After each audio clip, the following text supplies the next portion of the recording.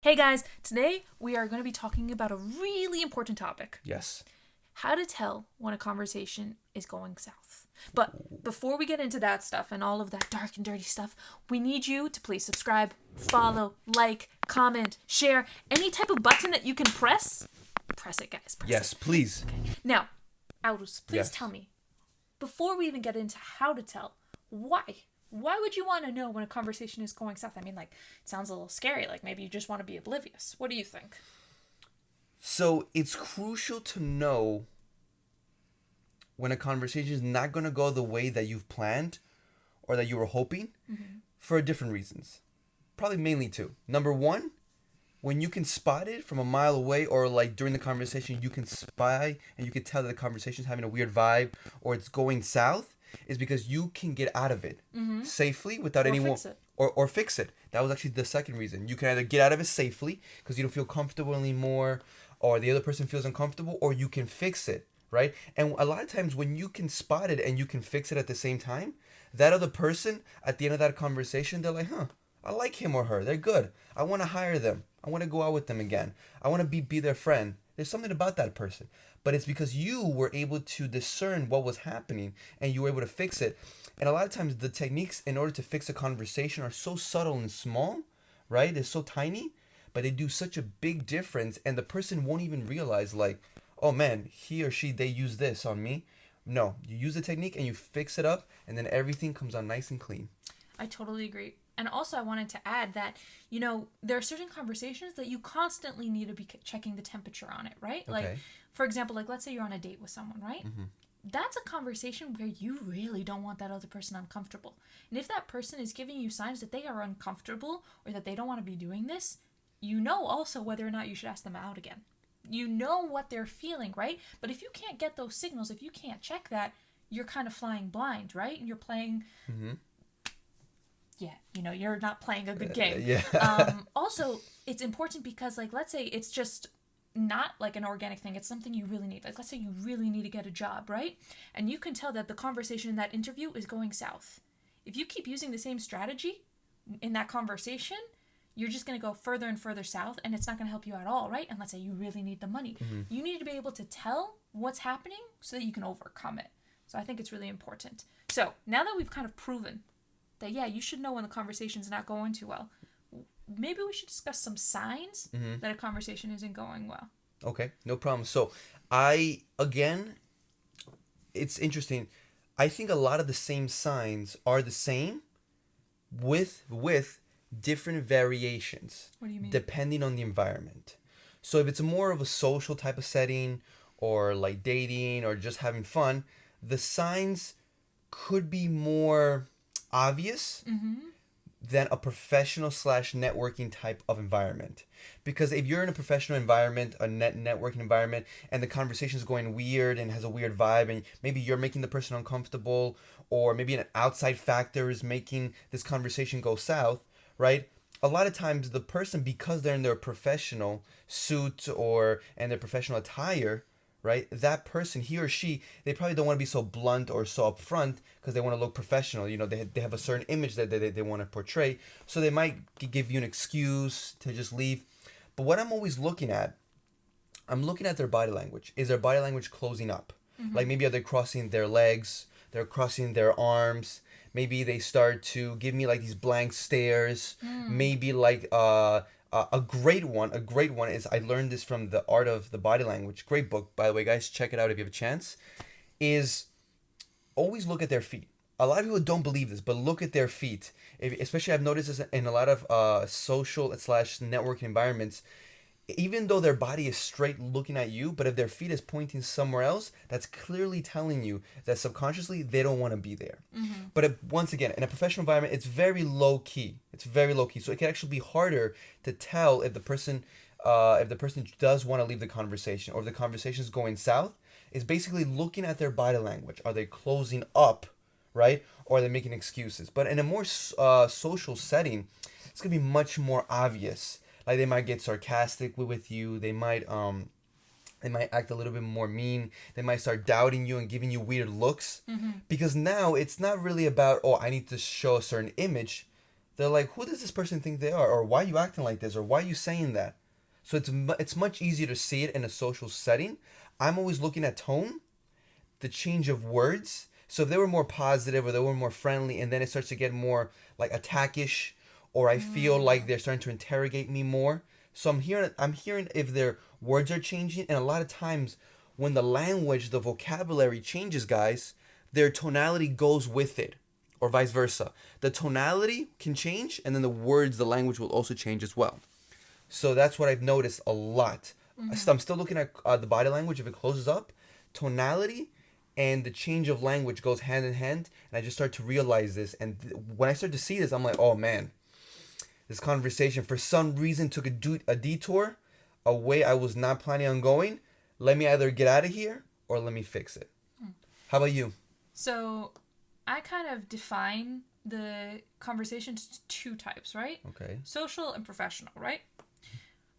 And you have to think about what the goals of both of those things are, because every time someone is having a conversation with them, with someone, there's a goal, right? Even if it's just social, like you're just hanging out with friends, the goal of that conversation is to have fun, right? There's still always a goal. No matter what you're doing, there's a goal. Even if it's not a conscious goal, there is a goal, right?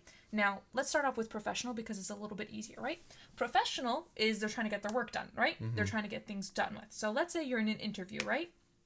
And in the beginning of the interview, the person is really focused on seeing if you're a good candidate for the job or not, right?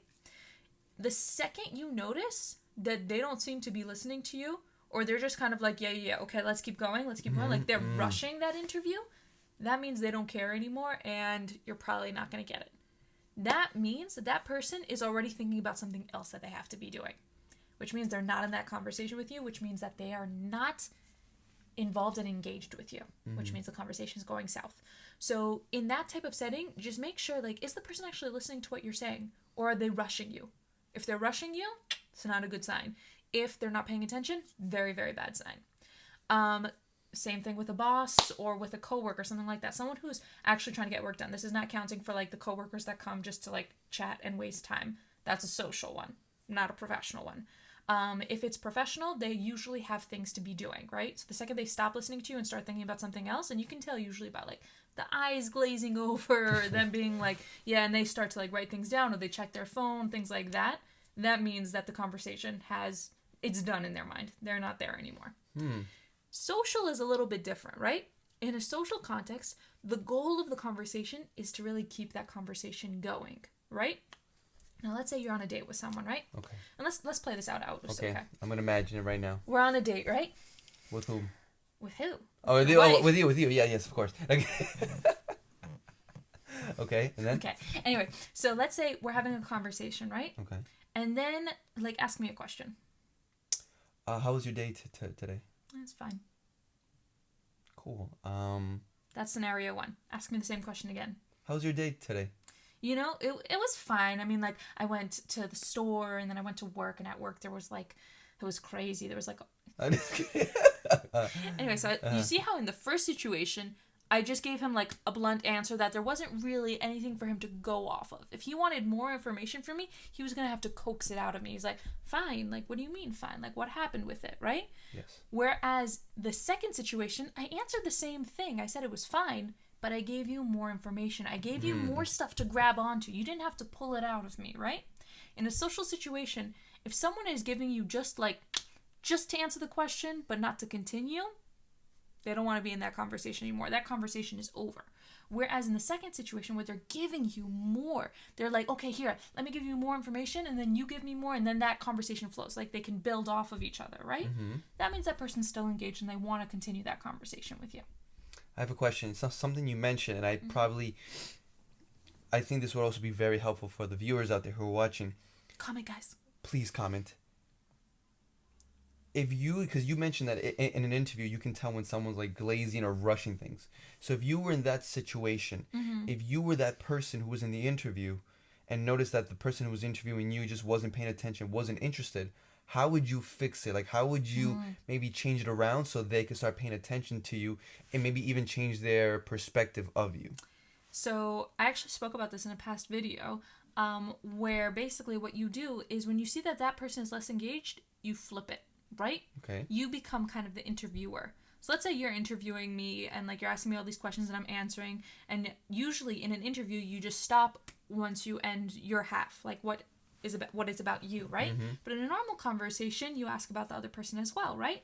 So I treat it like a normal conversation at that point. So let's say the interview asks me ask me a random interview question. So I see that in your previous job you were manager there, correct? I was a manager there. Do you I'm sorry, I'm just trying to get a feel for the job here. Yeah. Do you always work in interviewing or do you also manage sometimes? Like, how does it work? Well, thank you for asking. So I do a little bit of both. I work really hard here, and sometimes people just don't appreciate what I do. But the point is that I mostly do both. You see what happened just there? All of a sudden that person's mind becomes engaged because they're thinking again. They have to come up with answers now. They don't just read off of the script. So when you said that person is not engaged anymore, re-engage them. This is in a situation where you should fight for that re-engagement. There are some situations where, like, if a person's not giving you anything back, okay, their loss, move on. You know, like, you don't always have to re-engage the person. Yeah. But in an interview where you want the job, you need to re-engage the person. So if you see that the interviewer is not engaged, flip the script. Ask them questions. Try to keep it professional still. Like, don't go asking about their dating life or something like that. But It's pretty funny. and also make it seem like you're asking this because you're curious about the position, so that they're like, so they don't get in their thought like, why are you asking this? Like, what is it? Your business. Ask about the job, but apply it to them specifically. I keep going like this to you. Yeah, she's like attacking me. But another draw out the information. It's like another point I wanted to mention is that yes, a lot of times you will be able to fix these conversations, right? But also know that a lot of times you will not be able to. You just won't be able to for whatever reason. Either you messed it up, or maybe just this person's just not into it. They don't want to speak to you. It could be 1,000 reasons why. I personally, and maybe Elisa does this differently, but a lot of times when I'm in a conversation in different settings, and I start to notice, especially the sign that Elisa gave, where they are just giving you enough information for that moment or for that question, but they're not really trying to further the conversation. Like, I'll try maybe one or twice max to fix that conversation. But if I see past that they're really not trying for whatever reason, I'm gonna find a way to just leave. But then again, that's why it's so important to know when the conversation is going south. Yeah. So you don't keep pushing something that doesn't want to be pushed. You can tell. You try once or twice, but if you see that it's just not working for whatever reason, you can now leave that person alone, and you can continue with your day or just get to your goal a different way. Can I also, because I think this is super important in terms of dating, right?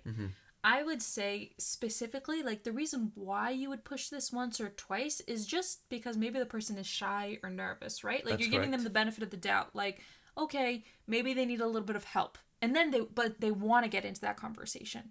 But if you do it a couple of times and the person isn't giving you anything, then you kind of have to move on, because that person isn't, it's a two-way street, right? Like, if you're going to be in a relationship with this person, you both have to be flowing with each other. If that person doesn't give you anything and you're giving them everything, it's like a seesaw, right? You're putting everything there. One end is down, one end is up. You guys aren't in balance. It has to be both of you working at the same time, right? Is that why you also will try once or twice? Yes, because that is true. A lot of times people would, like, they'll be nervous, they'll be scared. Maybe they haven't done this before, or they haven't done it in a while. I mean, again, we can't really read the person's heart or their mind completely, but that is the reason why. Because if I was the nervous person, I would want maybe the other person to try a little bit more and just to help me get there. I want them to build that bridge a little bit or push me up a little higher so I can get there as well. Yeah, like a step stool. Like a step stool, correct. Like a little assistance. So that's why I will do it. So that's really, yeah, that's probably really the main reason why. But then again, I won't always do it. Because sometimes, like, if you're in a networking environment where if you go to a networking you don't or wanna waste professional, time. you don't want to waste time. And everyone there should know that everyone's there to converse. So if you meet someone in an environment where you're supposed to be, like, maybe chatty or maybe talking more, but the person doesn't cooperate, then you know something, you got to continue. Because maybe they're just not Just there walk yet. away. Don't even say bye, guys. Don't be rude like her. You've seen her do that many times. I've never No, I'm done just kidding. that. I always say bye. I'm always like, how to skip me out.